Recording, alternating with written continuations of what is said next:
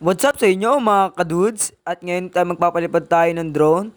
Tama-tama kasama ko dito sa aking pamangkin na si Jemily. Ayan guys, magpapalipad tayo ng drone dahil ang ganda ng panahon ngayon, hindi masyadong mahangin.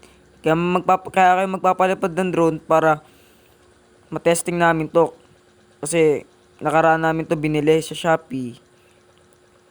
Kung gusto nyo malaman kung magkano ang presyo, sa comment below.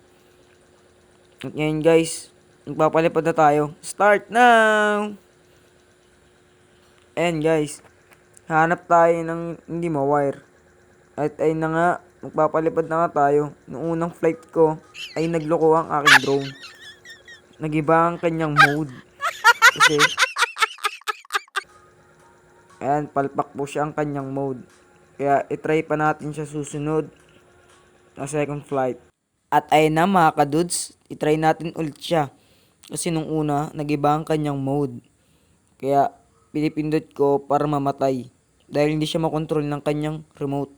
Kaya ayan guys, try natin ulit. Second flight, laban lang, huwag susuko. Yan na, mapaliparin na namin.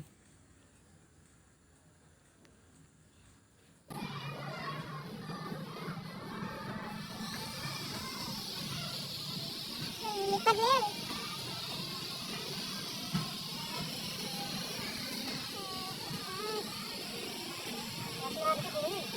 Hilo ka lang. Dadaan kasi. Malubak kasi dito guys.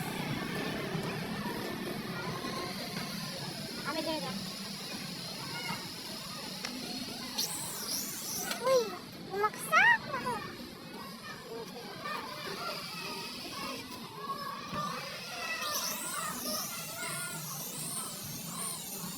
At dito guys, makikita okay na ang kanyang paglipad. Nag-stable na siya sa taas at hindi na siya lumiliko kung saan saan. Ayan na siya guys, panoorin nyo.